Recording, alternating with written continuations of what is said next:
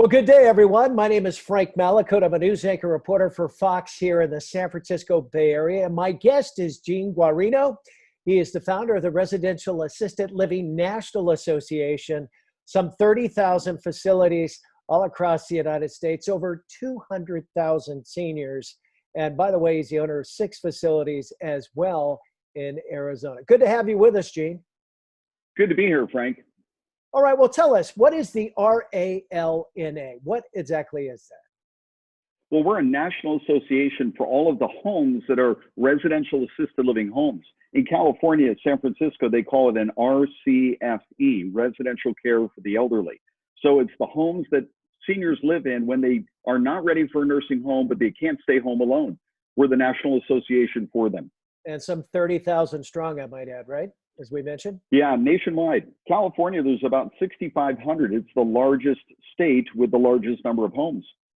Well, we know what happened up in Washington when this first broke out. Seniors are perhaps the most vulnerable to the coronavirus. What are you doing at your facilities to keep seniors safe? What we do is what we've always been doing. You know, the whole concept of wash your hands, don't sneeze, no infections. All of those are the protocols inside a home. The one difference, Frank, is they've said, okay, we can't have visitors coming in to see mom and dad. And that really sets off the isolation. So we've had to come up with some new protocols to keep residents connected with family. Well, let's talk about that. So when you say no visitors, if your mother or father's in there, so none of your kids, your grandkids, nobody can come in. Unfortunately not. And it's, we're at this level of heightened awareness and protection. But these seniors in the small homes, because there's a limited number of caregivers, it's very personalized. It's not people coming in and out on shifts and so on. They're very safe where they're at, and we want to keep it that way. So somebody can write letters. They can do what we're doing here, an online conversation. And it's really, really helped, because I think a lot of times people feel a little bit guilty because they don't visit enough. Now it's a phone call away. Exactly. And I've seen some of the touching tributes, serenades with a guitar outside the window, hands on the window and touching birthday wishes. Have you seen some of that? I know you own 6 facilities yourself.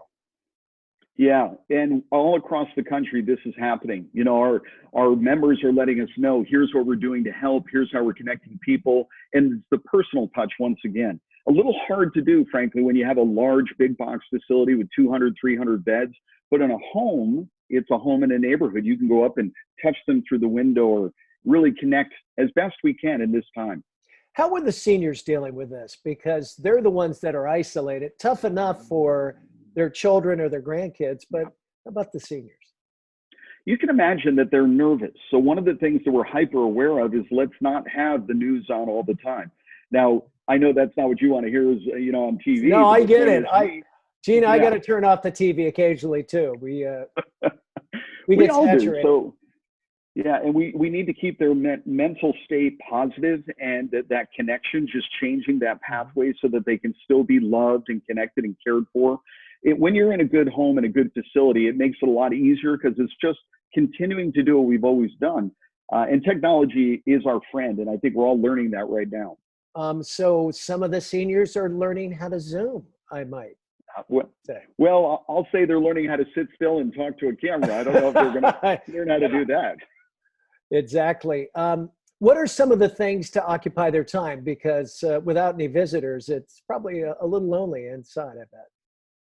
You know, there's so many things that can be done with hands-on, the tactile feel, and just helping with that. When we talk about seniors, and nobody's in these assisted living homes unless they need assistance, so a lot of times it's keeping their mind active.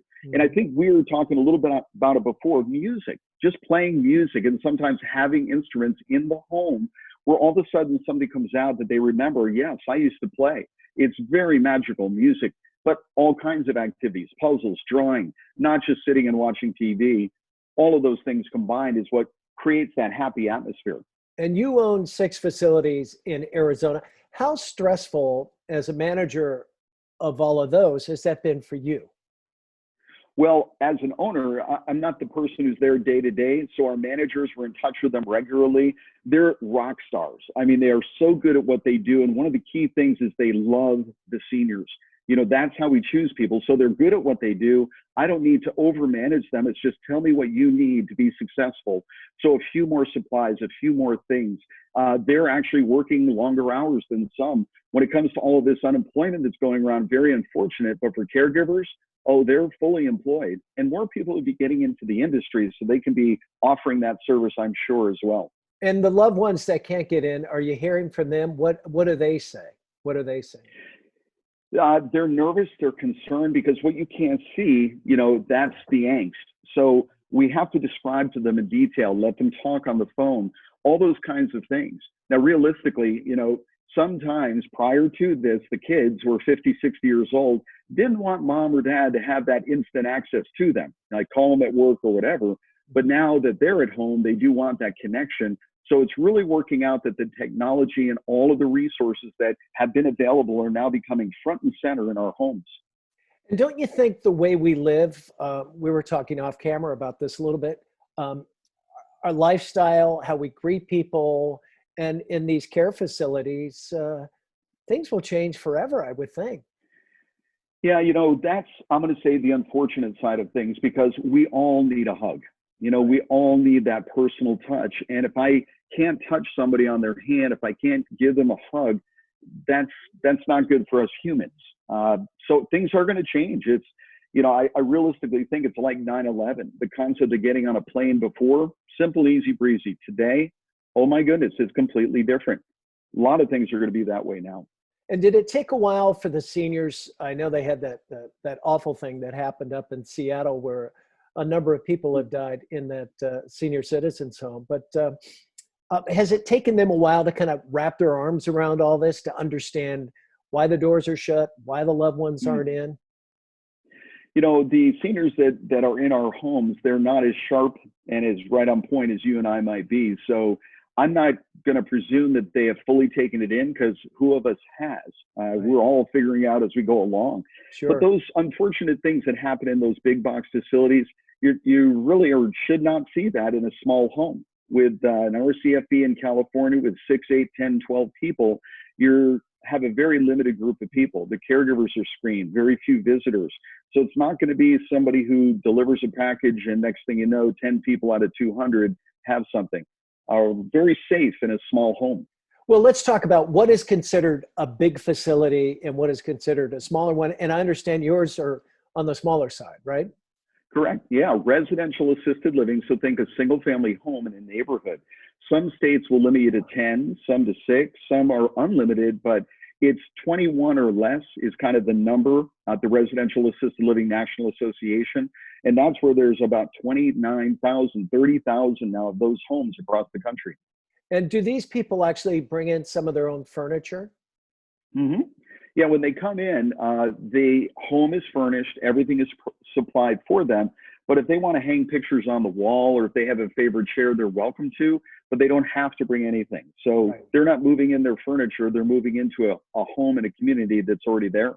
My mother stayed at one of those facilities, and we actually brought her bed in and pictures just to make it feel like home. And that's a big part of feeling like you're not at a facility, you are at home. That's exactly right. And, it's not home-like, it's a home. And it's their home where the kids, you and I will go visit them for a few hours or an afternoon. And we go home and they stay there in their home. So yes, I want it to be just like their home, not a stark white background like here, more like your home where you're sitting in right now. Well, very good. Mine's a little white as well. Have you had any of the residents come down with the virus? We have not. And out of the thousands of homes that we know of across the country, we've not had any of those people report that someone in a home has had this issue at all. And, think flu. We're always cognizant of anybody with a cold or anything at all. So even a flu is something that can go around in a home that would create, it could be a problem for anybody who's got prior conditions.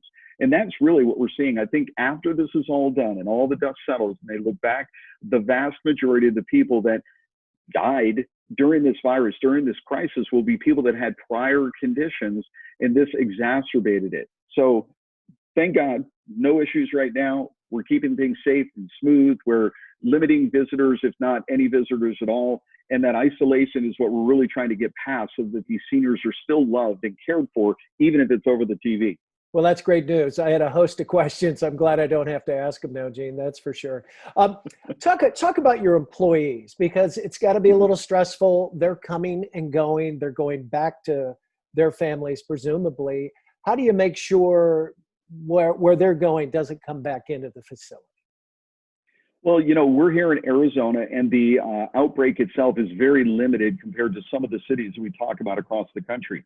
But even no matter what, when they go back, all of the same protocols that anybody might have, they don't want to be bringing any of that back into the house. So all of the protocols you've heard of washing hands, wearing masks and gloves, and changing clothes, and fully bathing, and all of those things. So I'm realistically, these are a lot of the things we would have done anyway. It's in a home like this, the protocols are already set.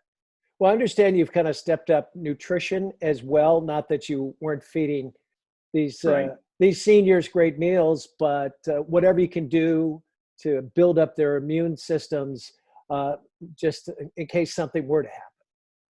Yeah, I think it's important for all of us to have a strong immune system, of course, the seniors too. We always want to feed them well and healthy, but obviously now we're focusing very specifically on keeping their immune system strong.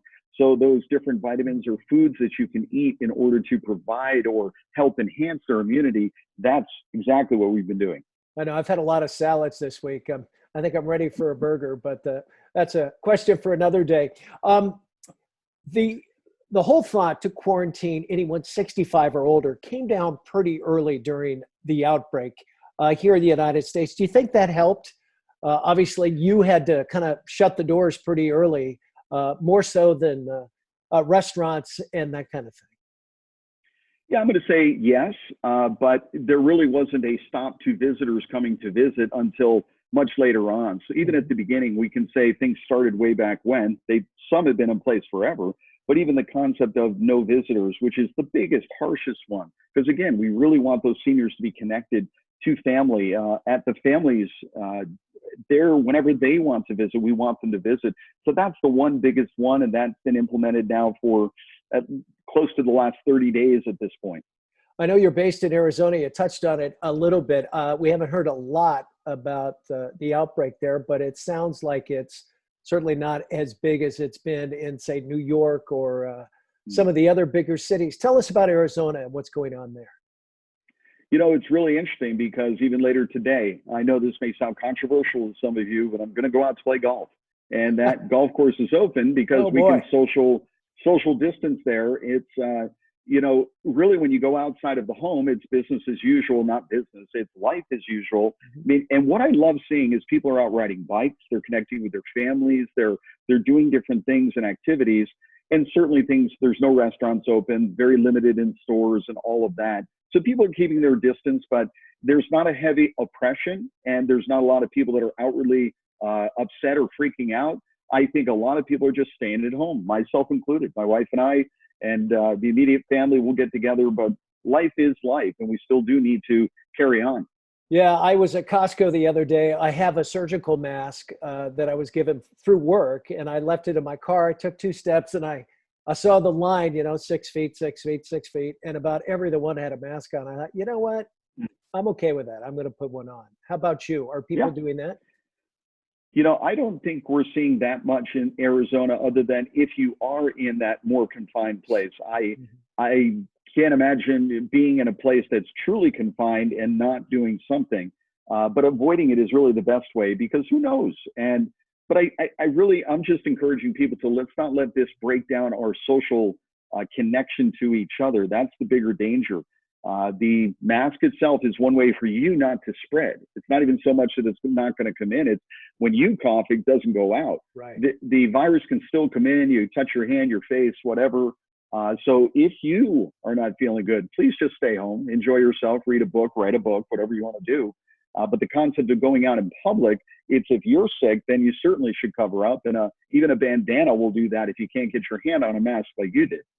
Have you heard any touching stories from any of your facilities you'd like to share? A serenade from outside, or a birthday cake that got in? What are you hearing, Jake? A birthday cake somebody snuck in with a file on it? No. There you go. Yeah, let me out. I know no files and cakes, but I think, I stopped at one of the homes just recently, and they're just me talking with the caregivers and just asking them, how are they feeling? Because I think a lot of people think about the seniors, but to me, Right. it's those team members of mine. How are you feeling? Are you okay? How is your family? To me, that was touching, because letting them just break down a little bit, to be real with me, to say, here's where I'm nervous, here's where I'm concerned. And they're keeping that strong faith and face for those residents and the family. So to me, that's been one of the most personally powerful things, is the caregivers are rock stars, and they're doing an awesome job in our homes. Oh my goodness, grocery clerks as well. They're almost like doctors out there, because one after another are coming in, no Yeah. mask. Here's your groceries, that kind of thing. Yeah, mental health, I guess, for some of your care workers there. That's got to be tough, because they're going outside, they're going in. The last thing they want to do, that I know in a smaller facility, like my mother was in, you get so close to these people, they become family. Hmm.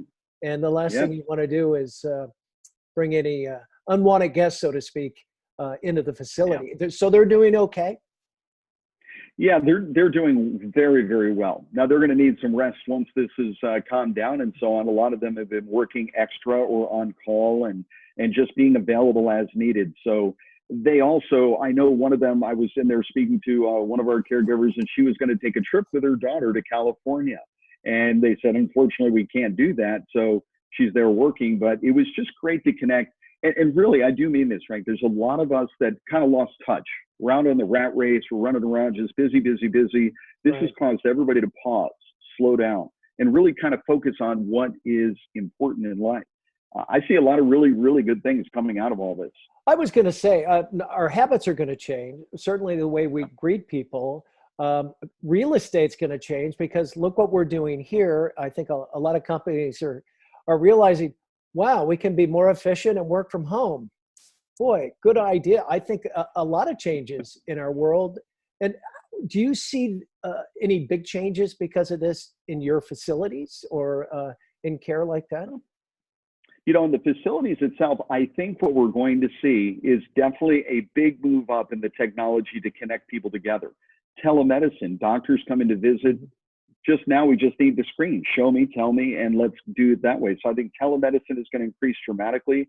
The technology solutions, whether it be monitoring residents in the home itself, that's going to come up dramatically. And there's a lot of things on the care side, that those things where it's the human contact and connection, we're going to continue to have to be very safe in those procedures. Well, Gene, I'm a little envious. You're going to be on a golf course today. We can't do that here in California. I actually showed up at a driving range yesterday just to blow off a little steam, and even that was shut down. So be safe, Sorry. enjoy your round, and I want to thank you so much for joining us. Very enlightening, and I'm glad that all your seniors are safe. That's great. Thank you. Anything I can do to help you, just let me know. Thank you. My pleasure. That's Gene Guarino. He is the founder of the Residential Assisted Living National Association, some 30,000 strong, and an owner of 6 care facilities in Arizona. Gene, all the best. Thank you. Thank you.